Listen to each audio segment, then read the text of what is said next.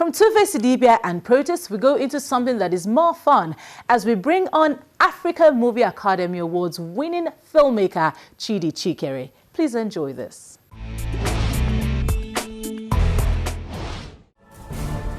With over 100 Nollywood credits to his name, both in acting and directing capacity, filmmaker Tchidi Chikere has seen filmmaking in Nigeria transform into a major film industry.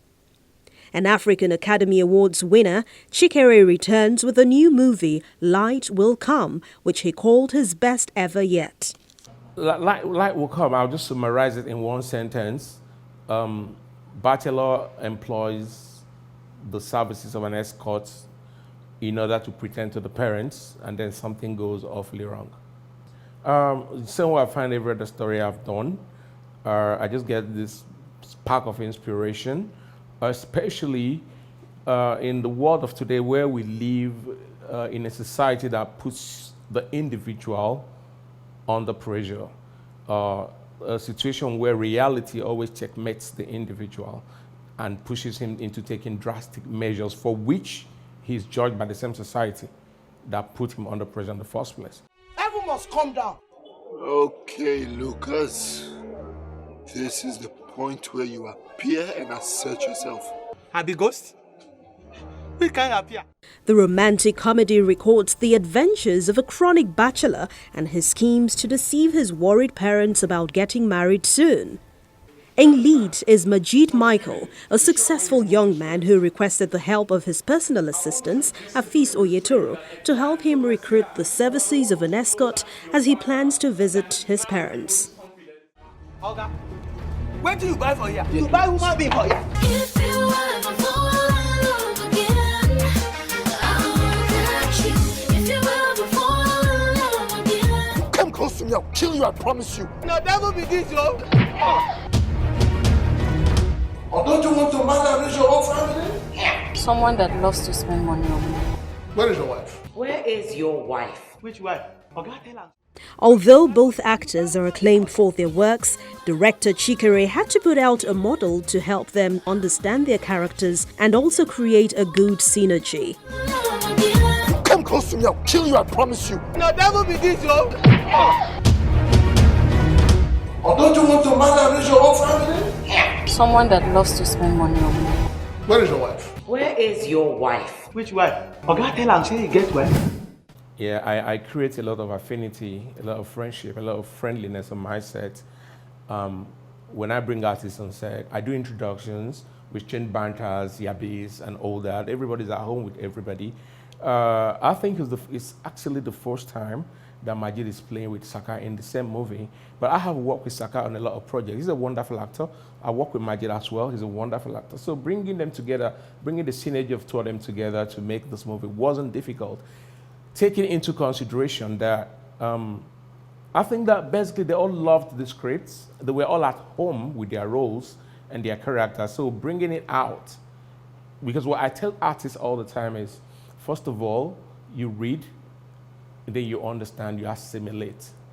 When you assimilate, you express. And in expressing, you become. So when you become the role, you're no longer acting the role. You become the character. So if Majid is seeing himself as Ray Jr., and Saka is seeing himself as Lucas, the personal assistant to Ray Jr., who is going through so problems, which he himself has his own version of.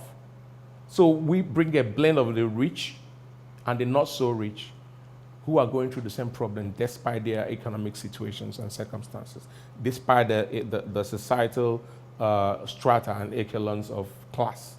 We're commencing our descent in the next 2 minutes. It's been a pleasure having you on board, and we look forward to seeing you on board future flights. On final descent, seatbelts and beyond, advised to please remain seated. It's for your own safety.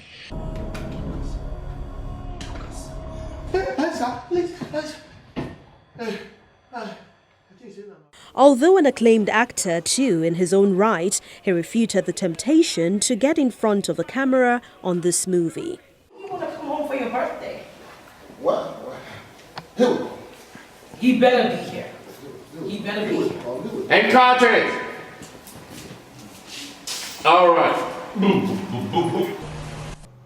I always get in front of the camera if I have a connection to a particular role that I feel strongly about, and I feel I can give it my best shot, then I wear the costume and get in front of the camera. That's one. Secondly, is how demanding the directing job is at that point in time.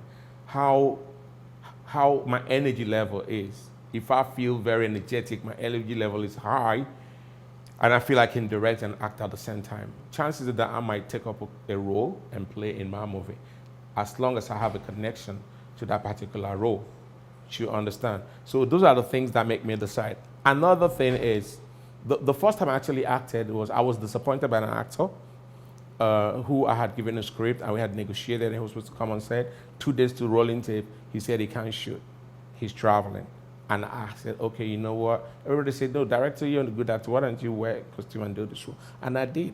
And I got nominations for that. That was in the US, right? So sometimes it happens, sometimes it's deliberate. But I love to make movies behind the camera. That is my forte.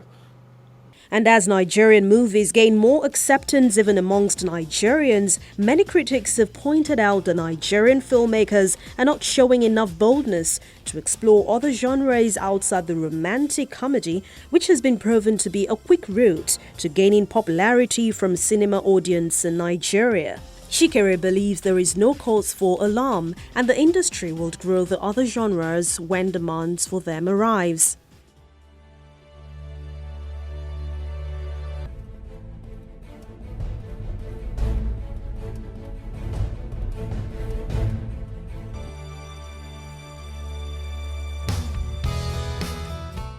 In a situation where you're trying to communicate to an audience that responds more to movies that don't albeit the romantic comedy medium, albeit the drama and comedy and all that, it is best to give it to them the way they will understand. Because at the end of the day, audience is key.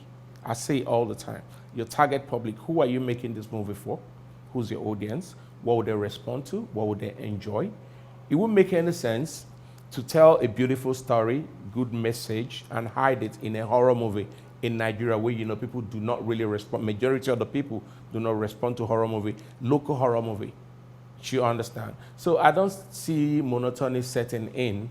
There's a philosophy called anarchism that let the society naturally jettisons what they don't accept.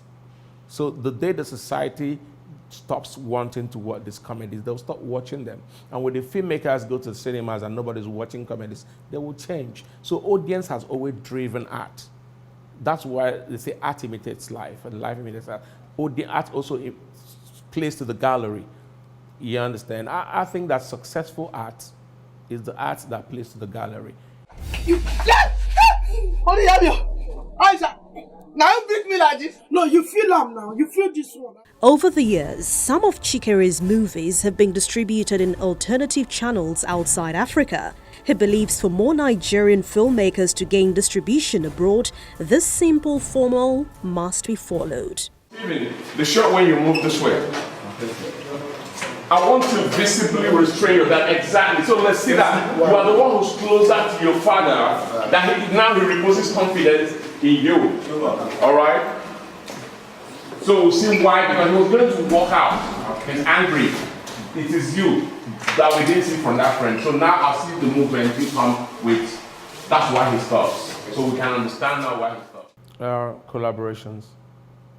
If you start working with white artists who are in mainstream Hollywood, you'll break into their market. I think that is primary. Collaborations is the key word. If you start doing collaborations in terms of productions, co-productions with Hollywood, co-productions with Tyler Perry, co-productions with these other people, getting artists, and I think the problem is also economic. Being able to pay these people in hard currency is also an issue. But I think that if there is something for the white Americans in a Nigerian movie, the white Americans will watch it, which is why I said before that the key is audience. Now, if you can reach that audience, you break into the market. How do you break into a market if there's nothing in that movie for them? That's one. Secondly, ability to dress Nigerian storylines in universal clothing. So when we as filmmakers stop seeing ourselves as Nollywood filmmakers, you start putting boundary to your career and saying, I'm a Nigerian filmmaker, I'm a Nollywood filmmaker, but just start saying, I am a filmmaker. Now, when you think I am a filmmaker, you're thinking the world. When you're thinking the world, you're writing for the world. Like Light Will Come, anybody from anywhere in the world can watch Light Will Come and enjoy it. Because I wasn't thinking Nigeria only. I know Nigeria is my primary catchment area, is my primary constituency, so to speak, politically. But then, I am a filmmaker.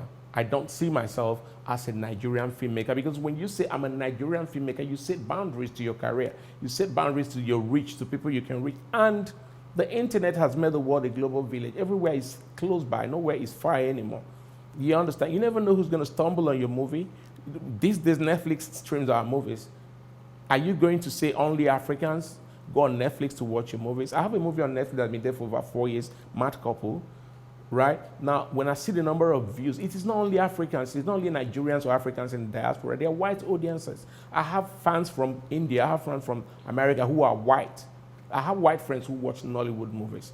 Now, if I've been able to break into one white home as fans, it means I can break into 100 white homes. If they have access to my movies. And how can I keep their interest so that they are not just chance viewers, keeping their interest, that they are watching this movie, they are understanding the storyline, they are understanding the story, they can laugh when I want them to laugh. So my comedy is universal. My storylines are universal. They are African themes, African storylines, African story plots, which obviously situates it within a cultural setting, within a geographical setting, but with a universal outreach. So being able to dress African motifs in universal clothing would do the magic. Secondly, co-productions. Light Will Come premieres in Nigeria this February. Me give them activity. When we mash up the place, me activate the area. Me give them activity. Mr. Jassal General.